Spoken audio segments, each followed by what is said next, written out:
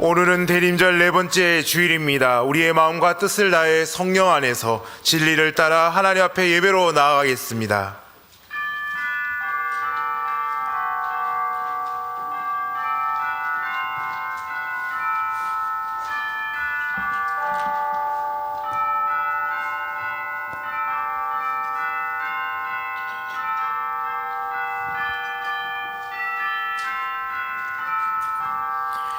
너희는 주의 길을 준비하라. 그의 오실 길을 곧게 하라. 모든 골짜기가 메워지고 모든 산과 작은 산이 낮아지고 굽은 것이 곧아지고 험한 길이 평탄하여질 것이요 모든 육체가 하나님의 구원하심을 보리라 함과 같으니라. 아멘.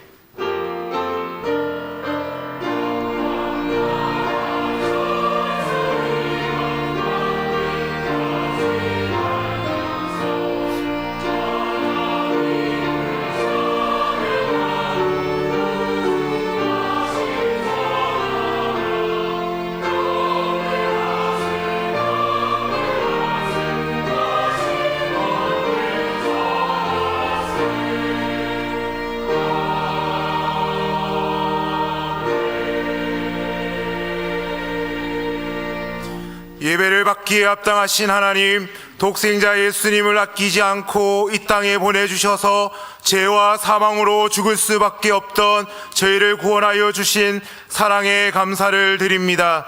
성부의 뜻에 따라 순종하며 십자가에 달려 죽으심으로 인류의 죄를 대속하여 주신 성자 예수님의 은혜에 감사를 드립니다. 오늘 이 시간 친히 이곳에 임재하여 주셔서 우리가 드리는 찬송과 기도와 예배를 연락하시며 홀로 영광받아 주옵소서. 예수님의 이름으로 기원하옵나이다. 아멘.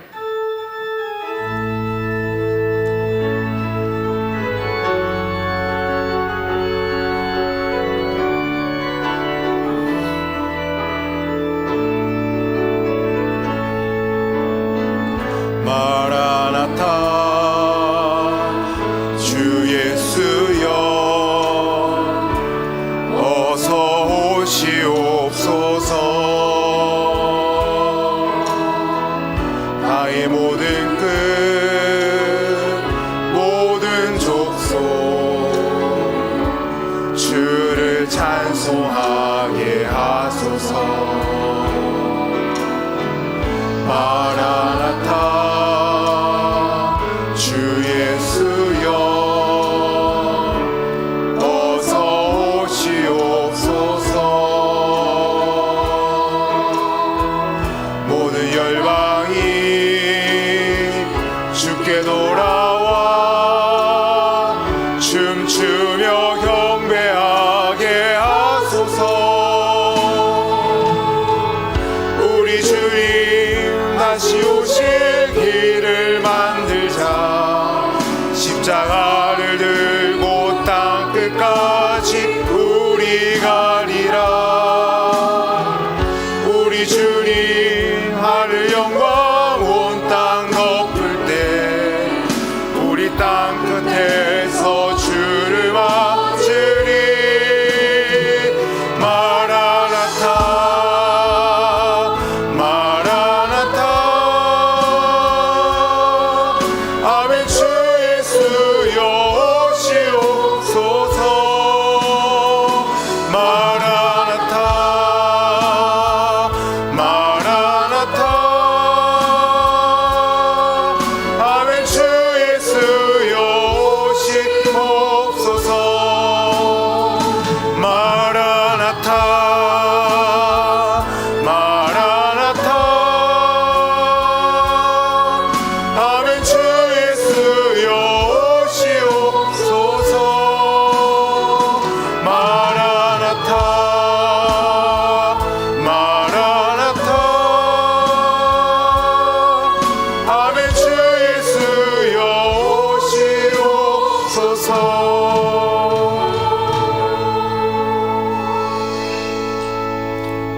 참회의 기도를 드리시겠습니다. 사랑의 하나님 아버지, 주님 오심을 기다리며 저희 모두 겸손한 마음으로 우리의 죄를 고백합니다. 예수님께서는 하늘 보좌를 버리시고 낮고 낮은 이 땅에 오셔서 죄인들을 섬겨주셨건만 저희는 사람들을 위해 군림하기를 좋아하였고 교만한 언사로 이웃을 멸시하며 살았습니다. 주님께서는 인류가 당하고 있는 가난과 배고픔을 감당하시려고 마옥간 구유로 오셨는데 저희는 세상의 구원과 회복을 원하시는 하나님의 역사를 구하기보다는 좀 더 편하고 높은 자리에 오르기를 원하였습니다. 어두운 세상의 빛으로 오신 예수님의 성탄의 뜻을 깨닫지 못한 채 이기적인 행동으로 살았던 우리의 모든 죄를 용서해 주옵소서. 예수님의 이름으로 참회 기도 드리오며 이제 우리의 입술로 고백의 기도로 계속해 나아갑니다. 아버지 하나님 감사합니다. 죄로 인하여 죽을 수밖에 없는 우리 인생을 돌아보시고 은혜 베풀어 주심에 감사합니다. 모든 것이 주님의 은혜입니다. 우리가 남에게 더 친절하게 하시고 주의 은혜를 구하며 하루하루를 살아갈 수 있도록 인도하여 주시옵소서. 주 예수 그리스도 하나님의 아들이시여 죄인된 우리를 불쌍히 여겨주시고 하나님의 은혜 가운데 서 있을 수 있도록 성령의 충만함을 허락하옵소서.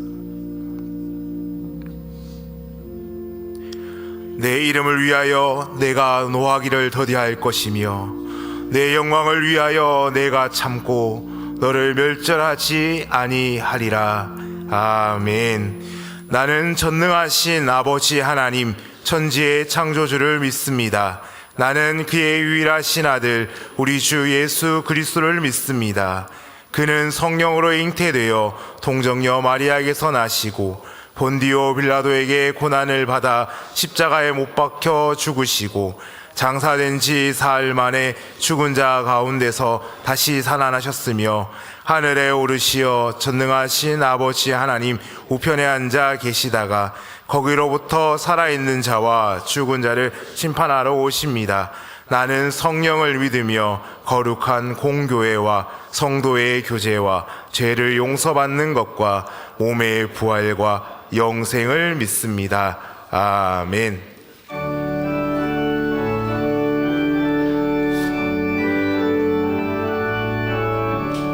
우리 구주나신 날 목자 영광 볼 때에 천사 찬송하는 말 예수가 연나셨네. 우리 임금 우리 주 모두 함께 절하세. 예수 그리스도 우리 주 베들레헴 나셨네. 천사 노래 듣고서 베들레헴 가보니 나신 아기 누군가 예수가 연나셨네. 우리 임금 우리 주 모두 함께 절하세. 예수 그리스도 우리 주 베들레헴 나셨네. 목자처럼 우리도 나아가서 엎디세. 오늘 다윗 성에서 예수가 연나셨네. 우리 임금 우리 주 모두 함께 절하세. 예수 그리스도 우리 주 베들레헴에 나셨네.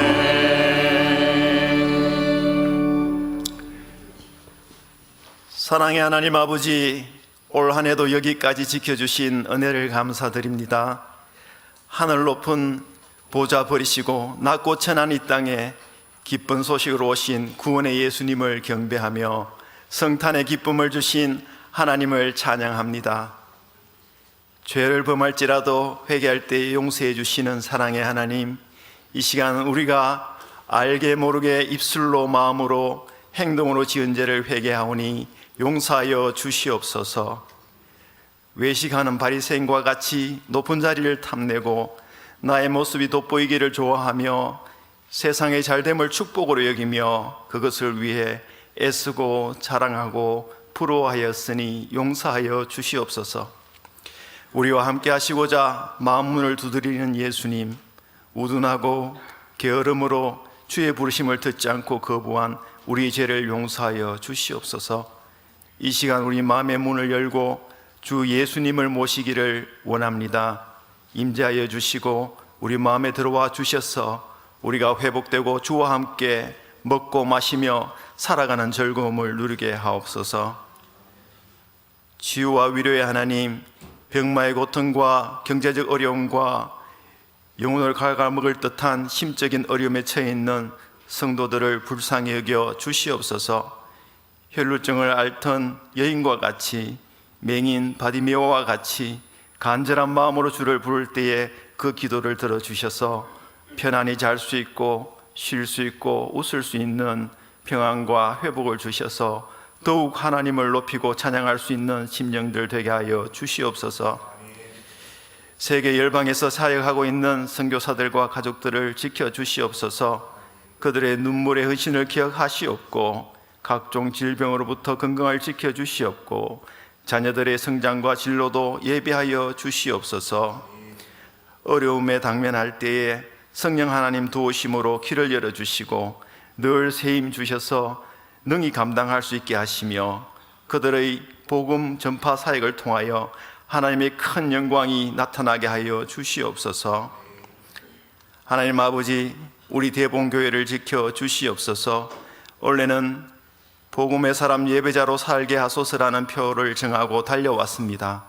한 해가 저물어가는 이때에 복음의 사람으로 예배자로 지내왔는지 점검되어지게 하시고 잎사귀만 무성한 무화과 나무와 같이 되지 않게 하시고 성령의 열매를 맺고 말씀에 순전히 순종하여 하나님의 사랑을 이웃들에게까지 확장시킬 수 있는 우리 대봉교회 모든 성도들 되게 하여 주시옵소서. 담임 목사님과 모든 교육자들이 주의 일을 잘 감당할 수 있도록 건강을 주시옵시고 항상 성령으로 충만하게 하셔서 온 성도들을 하나님 앞으로 온전히 인도할 수 있는 영적 지도력을 주시기를 기도합니다.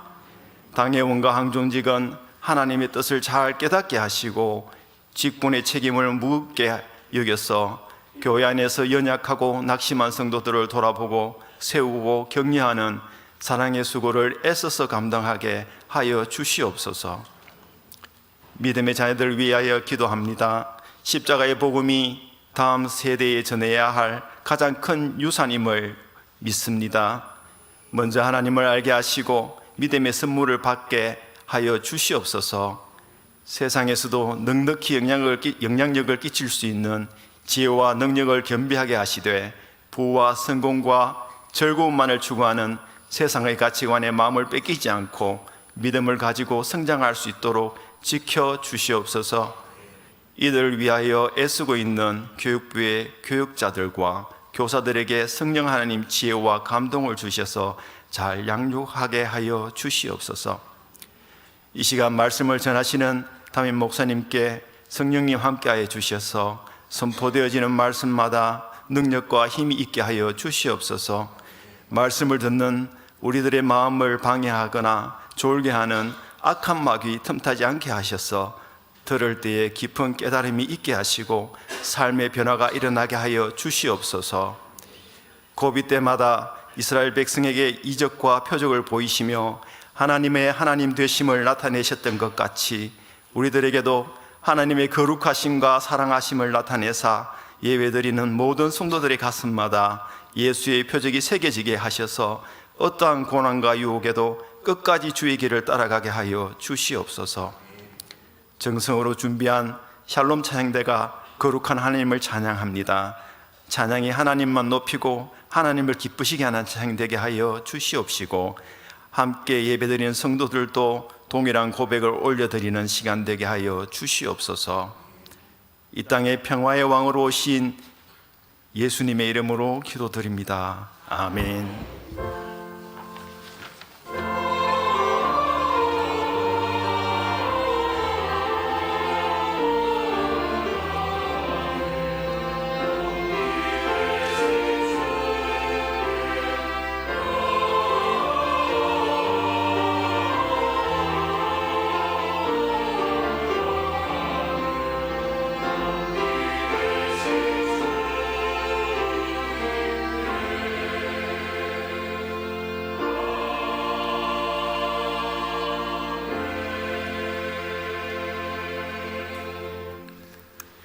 하나님께서 우리에게 주시는 말씀은 누가복음 1장 30절에서 38절까지의 말씀입니다.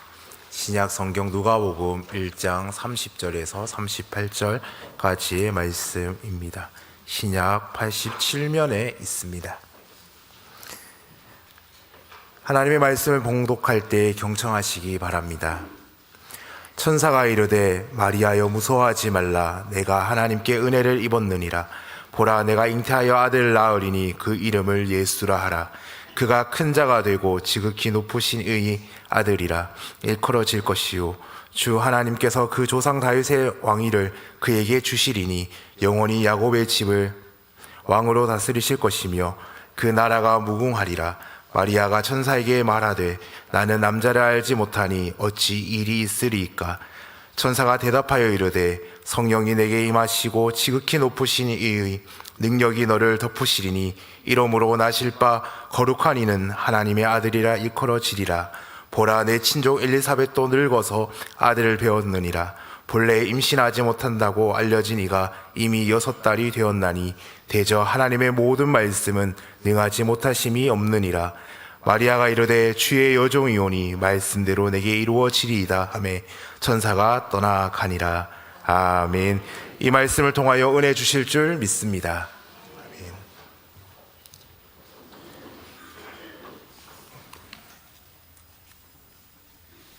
아멘.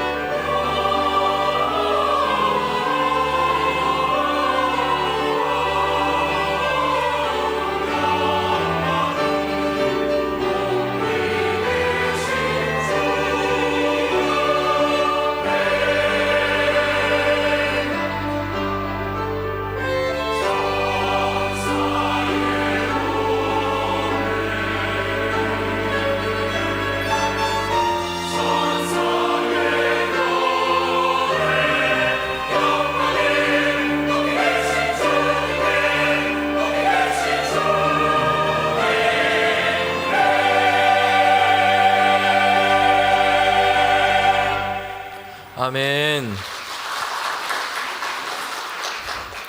주님의 이름을 높여드립니다. 귀한 찬양에 감사를 드립니다. 함께 큰 은혜를 나눴습니다. 우리 대림절 네 번째 주일을 보내고 있습니다. 성탄을 앞둔 우리 주일 예배입니다. 우리 모든 성도님들 가운데 하나님의 평강이 함께 하시기를 축복합니다. 아멘. 네, 우리가 오늘 읽은 이 누가복음에 보면 천사 가브리엘이 이제 하나님께서 주신 이 소식을 전하고 있습니다. 여러분, 천사 중에 가브리엘은 하나님의 메신저의 역할을 하는, 그런 역할을 하는 천사입니다. 지금 구원의 기쁜 소식, 예수님이 오시는 이 소식을 전하고 있습니다. 오늘 본문에는 마리아라고 하는 여인에게 지금 이 소식을 전하고 있는 것을 보게 됩니다. 특별히 오늘 이 본문은 그리스도가 이 땅에 오시는 이 사실뿐만 아니라 예수님의 이 탄생 안에 숨겨져 있는 하나님의 그 신비, 예수님의 이 하나님 되심을 분명하게 보여주고 있는 말씀이기도 합니다. 지금 천사 가브리엘은 마리아에게 이 예수 그리스도의 오심에 대한 소식을 전하고 있습니다. 오늘 본문에 보면 갈릴리 나사렛에 사는 이 마리아라고 하는 여인이었습니다. 그는 이 메시아 구원자가 오신다는 소식을 가브리엘, 이 천사를 통해서 듣게 된 것입니다. 이 소식은 이스라엘 백성 모두가 기다렸던 소식이었습니다. 여러분, 이스라엘 백성은 바벨론에 의해서 나라가 망한 이후에 계속해서 다른 나라의 압제와 지배 아래 놓여 있습니다. 나라 잃은 백성으로 그 민족은 많은 시간 동안, 오랫동안 아픔과 슬픔의 역사를 지금 살아오고 있는 것입니다. 특별히 예수님이 오실 그때는 로마 제국이라고 하는 그 힘과 맹위를 떨쳤던 대제국의 지배 아래 이스라엘은 민족은 놓여 있었습니다. 그들은 이런 아픔의 슬픔의 역사 속에서 하나님께서 이스라엘을 위해서 무엇인가 새로운 일을 해 주시기를 소망하고 기다렸던 것입니다. 그런데 이 기다림이 너무나 멀고 길었습니다.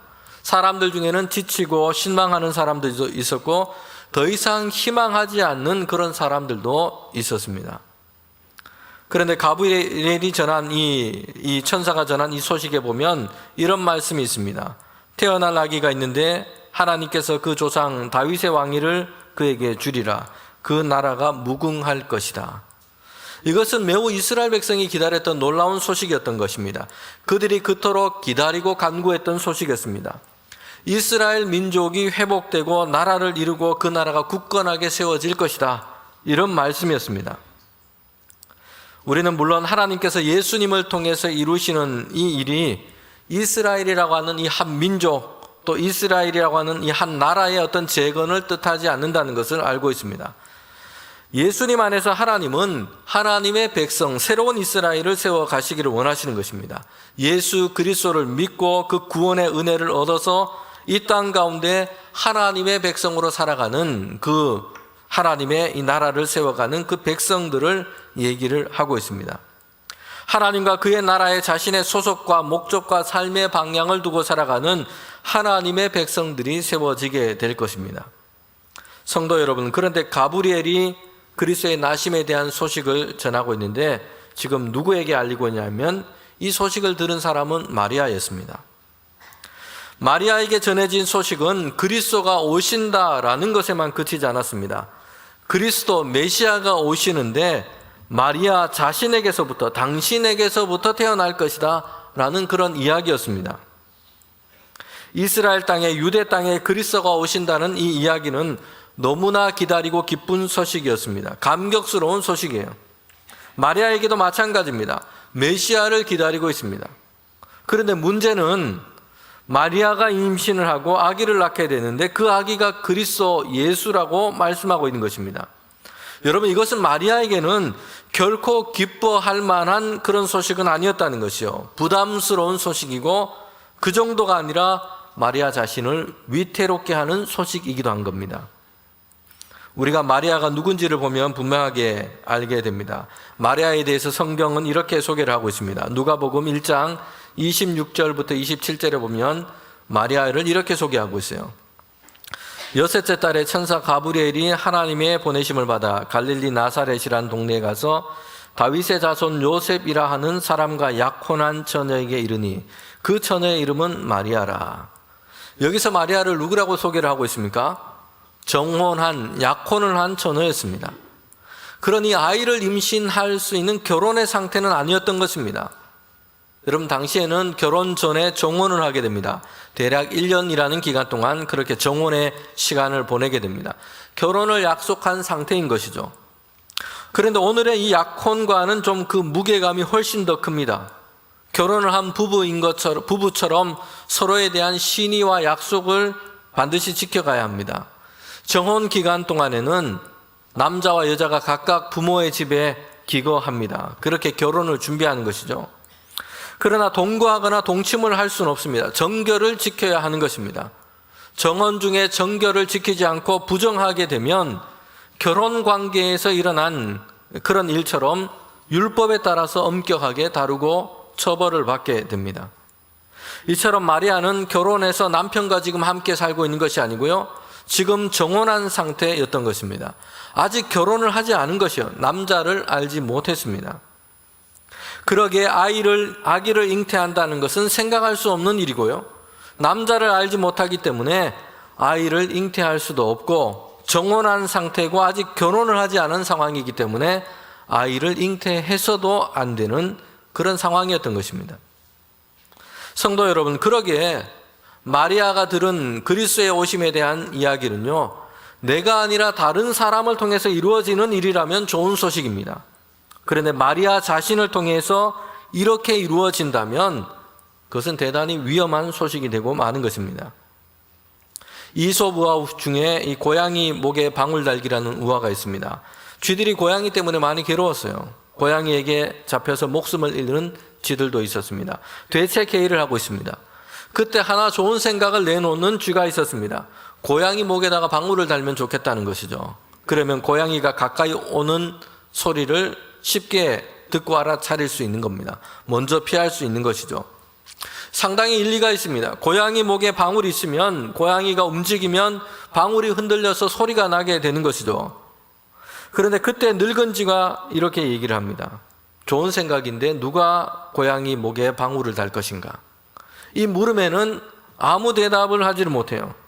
좋은 방법이지만 내가 하기에는 부담스럽고 위험한 일인 것입니다. 천사가 전한 그리스도에 대한 탄생 소식은 마리아 역시 기다렸던 일이었어요. 이스라엘 가운데 정말 하나님이 보내신 메시아가 오기를 기다리고 있습니다. 그런데 거기에는 마리아 자신을 통해서라는 이 말이 지금 있기 때문에 이것은 대단히 부담스러운 일이 되고 마는 것이요, 위험한 소식이 되는 것입니다. 마리아는 아직 결혼을 하지 않았습니다. 정혼한 처녀가 아이를 임신하고 출산을 한다는 이야기예요. 성도 여러분, 이 일이 당시 마리아라고 하는 여인에게 가져올 파국이 어떠할지를 우리는 어렵지 않게 짐작할 수 있어요. 음란하고 부정한 여인이라며 파혼을 당하고 사람들의 온갖 비난과 손가락질을 받게 될 겁니다. 율법에 따라서는 돌에 맞을 수도 있습니다. 천사 가브리엘은 마리아에게 나타나서 이렇게 얘기를 합니다. 누가복음 1장 30절 말씀이죠. 천사가 이르되 마리아여 무서워하지 말라, 내가 하나님께 은혜를 입었느니라. 여기까지는 너무 좋잖아요. 하나님께서 마리아를 택하시고 너는 하나님의 은혜를 입었느니라. 하나님의 이런 은혜의 부르심이 있었어요. 그런데 우리가 보통 성경을 보면 그 뒤에는 하나님께서 그들 가운데 매우 부담스러운 말씀을 하시기도 하신다는 거예요. 구약 성경에 보면 몇몇 사건만 봐도 분명해집니다. 아브라함을 부르셨는데 믿음의 조상 하나님의 백성이 아브라함으로부터 시작되는 그런 족장으로 그를 부르시고 세우셨습니다. 너로 하여금 큰 민족을 이루고 그리고 자손도 많아지고 이렇게 하겠다는 것이에요. 그런데 하나님께서 아브라함에게 주신 요구는 뭡니까? 본토 친척 아버지 집을 떠나라는 것이요. 하나님께서 미리 어디 살기 좋은 곳을 먼저 예정하시고 분양을 받아서 내가 다 준비해 놨으니까 이제 너는 가기만 하면 돼. 내가 주소를 줄 테니까 이리로 가라. 이렇게 하신 것이 아니었어요. 살 땅과 토지를 다 마련되어 있으니 그곳으로 너는 가기만 하면 돼. 이렇게 말씀하지 않으셨어요. 내가 지시할 땅으로 가라 라는 말씀이었습니다.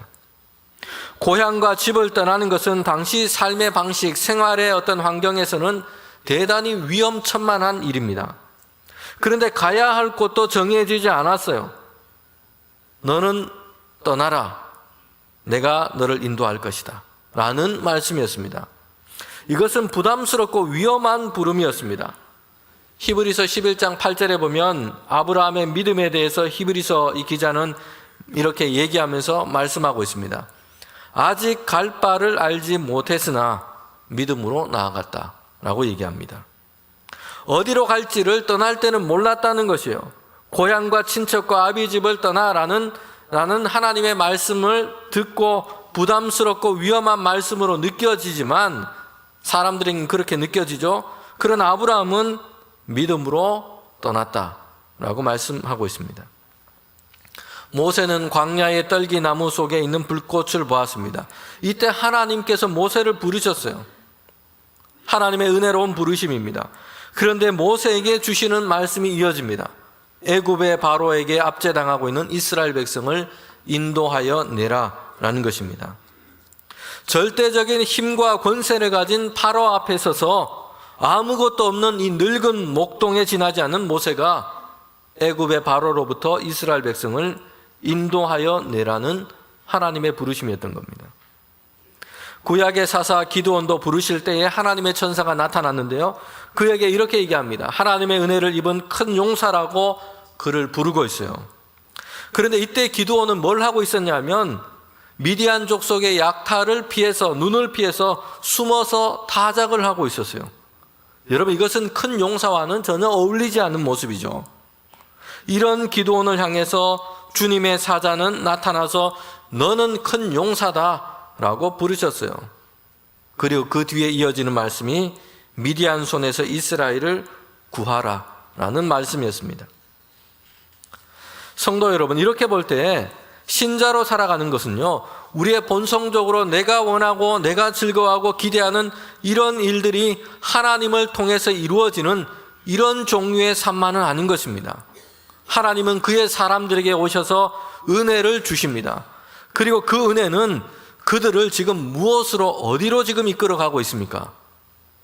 이전에 자신이 원했던 대로, 좋아하던 대로 살았을 그때라면 생각지도 못했던 어떤 부담스러운 일, 때로는 위험하고 위태로운 어떤 이런 일로, 어려운 일로 그들을 부르시고 이끄신다는 것이에요. 여러분, 이것이 이 땅에서 신자가 믿음으로 살아가는 삶의 방식이고 모습이기도 합니다. 하나님께 은혜를 입은 자들은 단지 그 자신이 내가 등 따숩고 배부르게 사는 것으로 이 땅의 삶의 목적이 있지 않다는 것이요. 하나님께서 세상을 향한 그 하나님의 역사를 이루어 가시는데 이 일 가운데 우리가 생각하기에는 때로는 부담스럽게 느껴지는 그 일 가운데서도 우리를 부르시고 우리를 세우신다는 것입니다. 여러분, 여기에 대해서 저와 여러분은 어떻게 응답하고 계십니까? 마리아를 향해 주시는 말씀은 그가 잉태하여 아이들을 낳게 낼 것이라는 것입니다. 그리고 그 이름을 예수라 하라고 했습니다. 큰 자가 되고 지극히 높으신 하나님의 아들이라 일컬음을 받게 됩니다. 그리고 다윗의 왕위를 이어서 야곱의 집을 다스리게 되며 그 나라가 영원하게 될 겁니다. 자신에게 태어난 그 아기가 크게 되고 다스리는 자가 되고 다 좋은데 문제는 마리아는 아직 결혼한 여인이 아니라는 것이요. 정혼한 처녀였던 것입니다. 그러면서 천사 가브리엘은 예수님보다 6개월 먼저 태어난 세례 요한의 출생에 대해서 얘기하면서 이 말이 이루어진 것처럼 당신에게도 이 일이 이루어질 거라고 얘기를 하고 있습니다.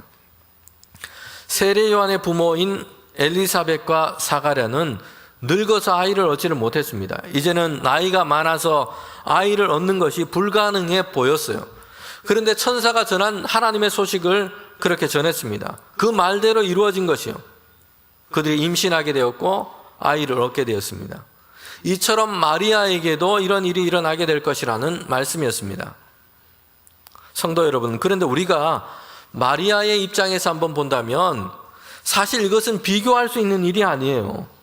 엘리사벳과 사가랴는 결혼한 부부입니다. 그들은 아이를 얻지 못해서 힘들었고 아이를 얻기 위해서 오랜 세월 동안 간절하게 아이 얻기를 원했던 사람들입니다. 그들이 아이를 임신하고 갖게 되는 것은 정말 기쁜 소식이고 주변의 모든 사람들이 기뻐하고 축하해 줄 만한 일입니다. 그런데 마리아의 입장은 어떻습니까? 마리아는 지금 내가 태중에 아이를 갖고 아이를 얻으면 좋겠다, 이렇게 생각하거나 기대하지를 않았어요. 나중에 결혼을 한 후면 모를까, 사실 지금은 아니었던 겁니다. 아이를 잉태하고 낳는 것은 소원하지도 않았고 기도하지도 않았습니다. 아직 남자를 모르기 때문에 일어날 수도 없고, 아직 결혼을 안 했기 때문에, 정혼한 상태이기 때문에 이 일은 마리아에게 일어나서도 안 된다 하고 생각이 드는 것입니다. 처녀가 임신을 하고 아이를 낳는 것은 이해가 되거나 납득이 되지 않는 일입니다. 그런데 그리스도가 오시는 이 일에 순절한 마리아의 태를 통해서 하나님은 예수 그리스도가 태어나도록 하신 것입니다. 우리는 성경에서 마리아의 반응을 볼 수 있는데, 먼저는 의심이었어요. 어찌 보면 이건 당연한 일입니다. 마리아는 아직 남자를 알지 못했습니다. 그런데 임신을 하고 아이를 낳는다는 것은, 이것은 자연 법칙 안에서는 일어날 수 없는 일입니다. 가능한 일이 아닌 것이죠. 마리아는 그래서 먼저 이렇게 천사에게, 소식을 전하는 천사에게 이렇게 묻고 있습니다. 1장 34절에 보면 마리아가 천사에게 말하되 나는 남자를 알지 못하니 어찌 이 일이 있으리이까. 마리아의 물음이요, 어찌 이런 일이 일어날 수 있습니까? 사실 이 물음은, 이런 의문은 오늘까지 많은 사람들에게도 피할 수 없는 일입니다. 특별히 예수님의 이 탄생 소식을 우리가 성경을 통해서 읽는다면 오늘까지도 많은 사람들이 마리아, 이 동정녀를 통해 예수님이 탄생하신 그 일, 이것은 의심과 또한 의문이 들 수밖에 없는 일인 겁니다. 어떻게 남자 없이 여자가 아이를 임신하고 아이를 낳을 수 있지? 이런 의문이 들 수밖에 없는 것이죠. 벌써 몇 해 전에 소천을 했지만 희극인으로 잘 알려진 구봉서 장로님이라는 분이 계신데 아마 여러분 잘 아실 겁니다. 이분에 관련된 이런 에피소드를 제가 들은 적이 있습니다. 이분은 신앙이 있는 신앙인이었습니다. 친구들과 후배 희극인들에게 전도하는 일에도 힘썼고요, 신앙을 가진 동료들과 함께 예배를 드리고 성경 공부 모임도 함께 하기도 했습니다. 어느 날 성경 공부를 하는데 본문이 예수님의 이 탄생에 대한 관한 말씀이었어요. 거기에 보면 동정녀 마리아를 통해서 이제 그리스도가 오신다라는 이 말씀을 가지고 성경 공부를 하게 된 겁니다. 그런데 이 모임에도 의심이 많고 이것을 받아들이지 못하는 사람이 있었던 겁니다. 성경 공부를 인도하는 목사님에게 이게 어떻게 이럴 수 있느냐, 이런 일이 과연 일어날 수 있느냐, 이게 과학적으로 이게 말이 되느냐, 계속해서 질문을 한 겁니다. 그래서 성경 공부가 진행이 잘 안 되고 멈추어졌어요. 그러자 함께 있던 친구였던 구봉서 장로님이 이렇게 얘기를 합니다. 마리아의 남편 요셉도 가만히 있는데 네가 왜 난리냐, 이렇게 얘기를 했다는 것이에요. 여러분, 웃긴 에피소드지만 사실 예수님의 이 탄생 이야기를 듣다 보면 사람들에게 누구에게나 들 수 있는 생각이에요. 동정녀 마리아에게 예수님의 탄생, 이것은 사람들이 받아들이기 어려워하는 장애요, 걸림돌이 되는 부분이 됩니다. 그러나 성도 여러분, 동정녀 마리아에게서 예수님이 탄생하셨다는 이 사실이야말로 사람들의 이해를 넘어서 예수님께서 그리스도 되심을 보여주는 중요한 증거인 것입니다. 그리고 예수 그리스도 안에서 구원을 이루시는 이 일이 하나님의 전적인 역사임을 우리에게 보여주고 있는 것입니다. 우리는 왜 하나님께서는 남자를 알지 못하는 이 여자 마리아를 택하시고 성령으로 잉태하여서 그의 태로 그리스도가 오시도록 하셨는지를 생각해 봐야 합니다. 왜 하나님은 예수 그리스도를 이 땅에 보내시는데 남자를 알지 못하는 동정녀의 여인의 몸을 통하여 태어나게 하신 겁니까? 이것은 예수님께서 본질상 하나님이심을 보여주고 있는 겁니다. 그냥 사람들 중에 괜찮은 사람, 한 사람을 택함을 받은 이런 존재가 아닌 것이죠. 예수님은 본질상 하나님의 본체이십니다. 사람의 씨로 된 것이 아니라 성령으로 잉태하심을 받은 것입니다. 그리스도신 예수님을 하나님은 순전한 여인 마리아를 통해서 태어나게 하셨습니다. 여인의 태로 태어나게 하신 것은 예수님은 사람으로 이 땅에 오셨다는 것이요, 성령으로 잉태되어 동정녀에게서 태어나셔서 죄가 없으신 분으로 이 땅에 오셨다는 것을 우리에게 말씀해 주고 있는 것입니다. 예수님은 성자 하나님이시나 사람으로 오셨고 죄 없으신 분으로 모든 사람의 죄를 속량하시는 그리스도가 되신 것입니다. 이 놀라운 구원의 역사의 신비를 예수님의 이 탄생의 이 역사적인 이 사실 속에 하나님은 그렇게 담아 놓으신 것입니다. 성도 여러분, 우리는 마리아가 이 일에 대해서 어떻게 응답하고 있는지를 보게 됩니다. 마리아를 통해서 그리스도가 태어나는 일은 사실 위험한 일이었습니다. 이해하기 어려운 일이었습니다. 그런데 천사를 통해서 전해진 그리스도의 탄생에 대한 이 하나님의 말씀을 들었을 때에 마리아는 처음에 어떻게 이런 일이 일어납니까? 라는 물음을 가브리엘에게 했던 것입니다. 이때 가브리엘은 이렇게 대답을 합니다. 누가복음 1장 37절 말씀입니다.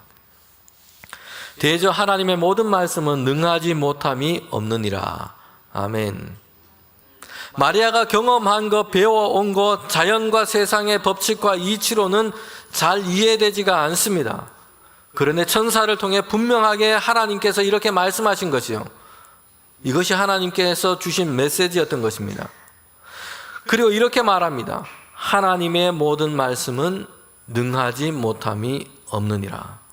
이것이 하나님의 말씀 앞에 선 신자가 결국에는 가져야 할 믿음의 마음과 태도입니다. 하나님이 말씀하시고 이루시겠다 하시면 그대로 될 것을 믿습니다. 라고 응답한 것입니다. 성도 여러분, 우리는 하나님의 능력과 일하심을 세상의 법칙, 우리의 이해 범위 안에서만 생각하려고 할 때가 많습니다. 특별히 오늘의 사람들은 합리적이고 과학적인 어떤 인과관계 안에서만 일의 가능성을 따지기를 좋아합니다. 이것이 이럴 때만 적절하다고 생각하는 것이죠. 물론 이것은 잘못되었거나 틀린 삶의 태도는 아닙니다. 그런데 만약에 우리가 거기에만 사로잡혀 있다면, 이런 생각과 삶의 방식 속에서만 산다면 우리는 하나님에 대한 믿음의 세계가 우리에게 열리지 않을 것입니다. 하나님에 대해서 우리는 더욱더 무지하게 되고 말 것입니다. 하나님은 세상을 창조하시고 운행하시는 분이십니다. 하나님은 창조 질서 아래 계신 분이 아니라 창조와 자연의 질서를 만드신 분이십니다. 하나님은 세상과 자연의 인과관계 안에 종속되어 계신 분이 아니세요.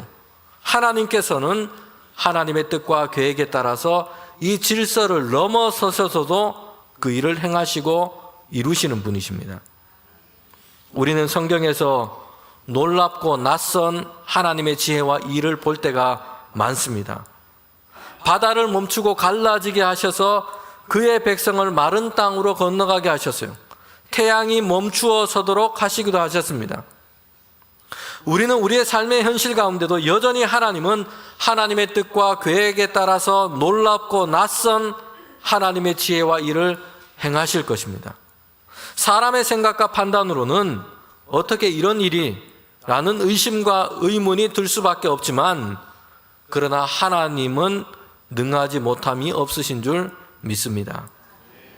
여러분, 마리아에게 천사 가브리엘을 통해서 하나님이 주신 메시지가 전달되었습니다. 정혼한 처녀 마리아가 성령으로 잉태해서 아이를 낳게 된다는 것입니다. 물론 이 일은 영광스러운 일입니다. 마리아는 그렇게 예수님을 낳게 될 것입니다. 마리아는 하나님께서 이 세상에 예수 그리스도를 보내시고 세상의 구원의 역사를 이루어가는 일 가운데 선택을 받았습니다. 거기에 쓰임을 받고 있습니다. 그런데 이 일은 마리아 자신이 한 번도 바라거나 소원했던 일이 아니었어요. 생각지 못한 일이었습니다. 이해되거나 납득되지도 않은 일이었습니다. 그리고 당장에는 마리아 자신을 위태롭게 만들 수 있다라고 생각되는 일이기도 했습니다. 그런데 이 일이 마리아 자신에게 소명으로 주어졌던 것입니다. 성도 여러분, 우리가 이런 상황에 놓인다면 저와 여러분은 어떻게 하시겠습니까? 마리아는 이렇게 응답을 하고 있습니다. 누가복음 1장 38절 앞부분입니다. 함께 우리가 읽도록 하겠습니다. 화면에 있는 말씀입니다. 마리아가 이르되 주의 여종이오니 말씀대로 내게 이루어지리다. 아멘. 마리아는 하나님의 이 택하심과 부르심에 순종으로 응답하고 있다는 것이요. 마리아의 순종은 맹목적인 순종이 아니었습니다. 더 힘센 상대에게 내가 할 수 없으니까 그냥 항복하겠다, 이를 악물고 하나님이 칼자루를 쥐고 계시니 저는 어쩔 수 없네요, 이렇게 말하고 있는 것이 아닙니다. 주의 여종이오니, 자신의 인생이 하나님의 전적인 주권 아래 있음을 믿음으로 그는 고백하고 있는 것입니다. 하나님의 계획 아래에 있음을 그는 고백하고 있습니다. 성도 여러분, 우리가 믿는 이 믿음의 신앙은 사람들 자신이 생각하는 성공과 잠재력을 실현하는 것을 돕는 이런 프로그램이 아니에요. 우리의 믿음의 순종은 사람들 자신이 뜻하고 목적한 것을 얻어내기 위해서 흥정하는 것이 아니라 하나님의 목적에 순복하게 하는 것이 믿음인 것입니다. 신앙은 우리를 이끌어서 하나님의 역사와 일에 순복하여 참여하도록 하는 것입니다. 존 웨슬리는 영적 부흥 운동을 했고 오늘의 감리교가 있도록 했던 그런 이 목회자였습니다. 그는 이렇게 하나님 앞에 그의 언약의 기도를 드리고 있습니다. 이제는 저는 제 것이 아니라 주님의 것입니다. 주님의 뜻이라면 무엇이든지 하고 누구 곁에든 가겠습니다.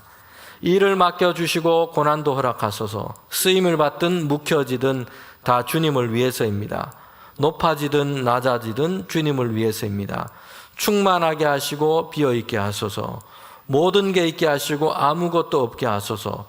즐거이 자원하여 모든 것을 드리오니 마음대로 처분하소서. 오 복되신 영광의 하나님, 성부와 성자와 성령이시여, 주님은 저의 것이고 저는 주님의 것입니다. 아멘. 여러분, 마리아는 가브리엘을 만나기 전에, 하나님의 천사가 전해준 이 소식을 듣기 전에 자신이 가지고 있던 삶의 계획과 시간표가 있었습니다. 1년 뒤에 결혼을 하고 가정을 이루고 그런 계획이 다 있었죠. 그러나 하나님은 마리아를 다르게 부르셨어요. 이 하나님의 말씀이 마리아를 이끌어 갈 곳이 어디인지를 아직 마리아는 갈 바를 알지 못했으나 마리아는 기쁨으로 순복했습니다. 그러나 이 일은 결국에 마리아를 위태롭게 하거나 위험 가운데 마리아의 인생을 무너지게 하지 않았습니다. 하나님의 말씀은 마리아에게 이루어졌고 마리아는 그의 태로 예수 그리스도가 오시는 가장 복 있는 여인이 되었다는 것입니다. 성도 여러분, 우리의 인생과 삶을 통해서 하나님의 긍휼과 사랑, 예수 그리스도의 은혜와 구원이 우리를 통해서 세상 가운데 흘러간다면 이것은 가장 영광스러운 일입니다. 때로는 이 일 가운데 우리가 부르심을 받을 때는 당장에는 부담스러워 보일 수 있는 그런 일이 우리에게도 주어지기도 합니다. 내가 생각해 보지 않았던 일일 수도 있습니다. 그러나 하나님의 뜻이고 하나님의 계획이라면 말씀대로 내게 이루어지리이다. 이 믿음의 순복은 가장 큰 영광과 축복을 우리에게 열어줄 것입니다. 아멘. 이 시간 함께 기도드리겠습니다. 하나님 참 감사합니다. 주님을 예배하면서 하나님께 영광을 올려드립니다. 하나님, 우리에게 주시는 말씀이 우리에게 들려올 때에 말씀대로 내게 이루어지리다. 이런 순복하는 믿음을 우리에게 허락하여 주시옵소서. 이 믿음의 순복은 가장 큰 영광과 축복의 삶을 우리에게 열어줄 것을 믿습니다. 하나님께 영광을 올려드리는 믿음의 삶을 살아갈 수 있도록 우리의 인생을 하나님께서 주장하여 주시옵소서. 예수님의 이름으로 기도합니다. 아멘.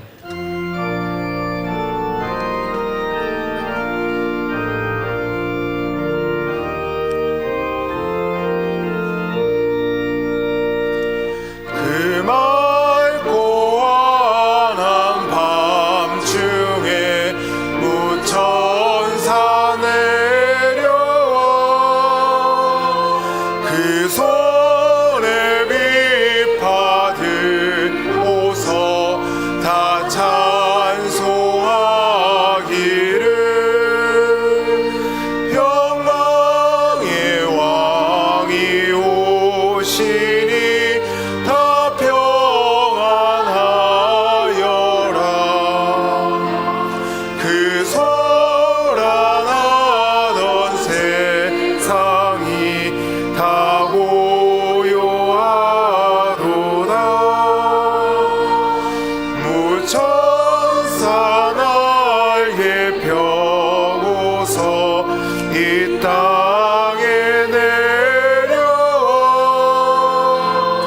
그때에 부른 노래가 또다시 들리니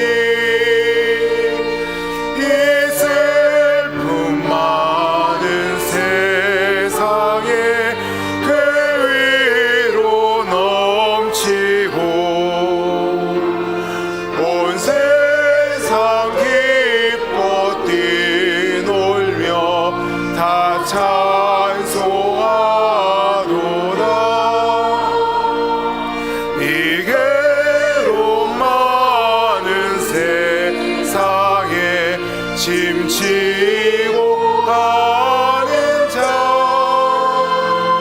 그 험산 중령 넘느라 온몸이 고난아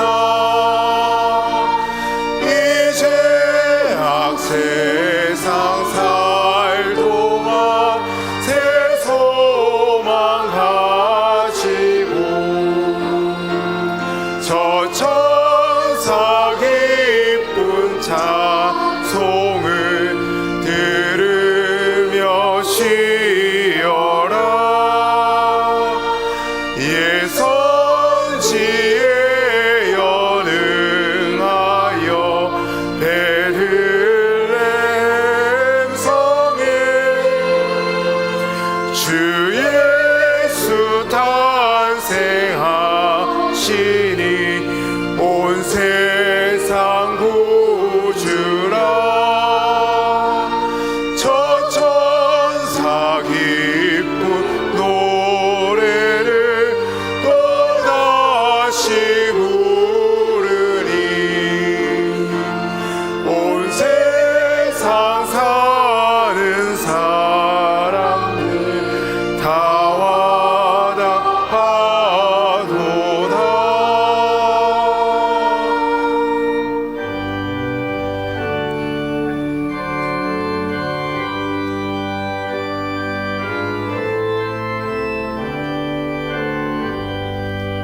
나의 보화 드리니 주여 받아주셔서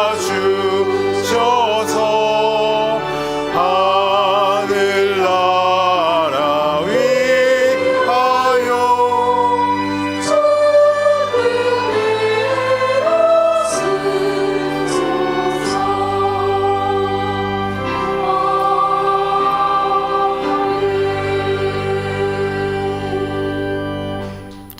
하나님, 지난 한 주간도 주님께서 우리를 인도하여 주셨습니다. 추운 한파 가운데서도 하나님 우리에게 건강 주셔서 한 주간의 삶을 살게 하시고 이렇게 주님 예배하는 자리로 인도하여 주셨습니다. 주님을 예배하며 귀한 예물을 올려드립니다. 하나님 드린 모든 손길 가운데 하나님의 긍휼과 은혜를 더하여 주시옵소서. 주님, 성도들의 가정을 하나님께서 늘 돌보 주셔서 좋은 것으로 채워주시되 늘 풍성하게 하여 주시옵소서.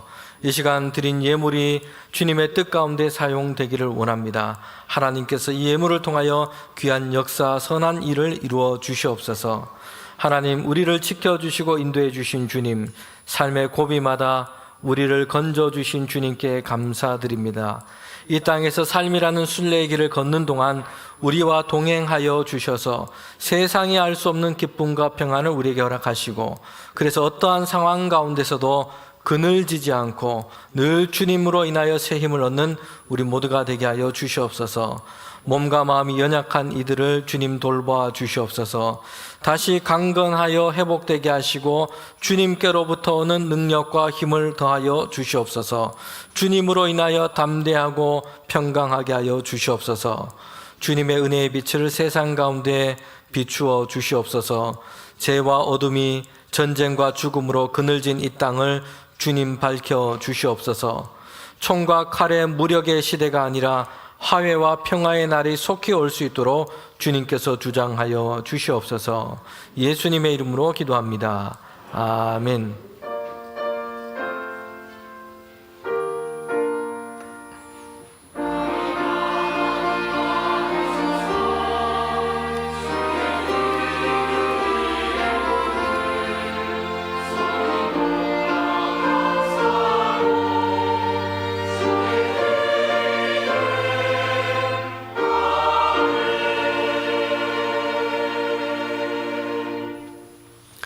자리에 앉으시면 교회 소식 전하도록 하겠습니다.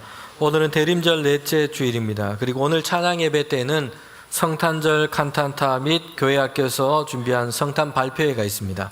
온 성도님들 다 오셔서 함께 예배하면 좋겠습니다. 내일은 성탄절입니다. 성탄절 예배는 9시에 1부 그리고 11시에 2부 예배로 드리게 됩니다.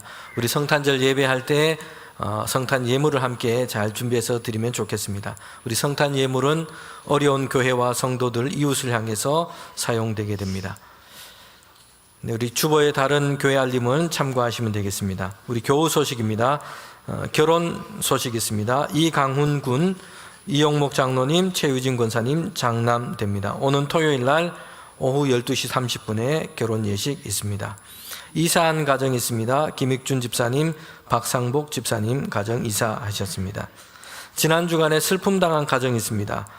사랑하는 부모님을 먼저 떠나보낸 우리 슬픔 당한 우리 성도들이 있습니다. 배명숙 권사님, 안준호 안수 집사님, 김수은이 집사님, 또 신은정 집사님, 서의균 안수 집사님 가정입니다. 위에서 기도해 주시면 좋겠습니다. 그리고 어제 우리 고 김종문 은퇴 권사님 어제 소천하셨습니다.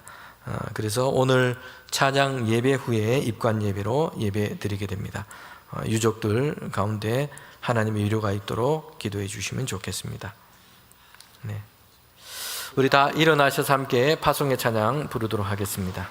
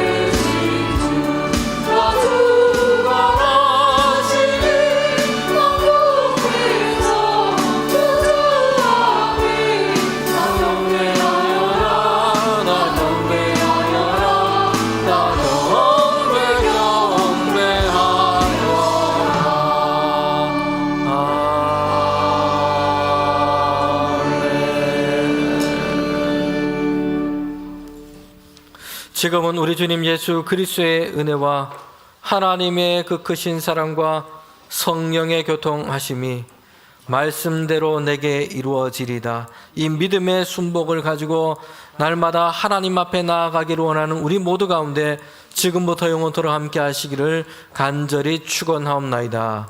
아멘.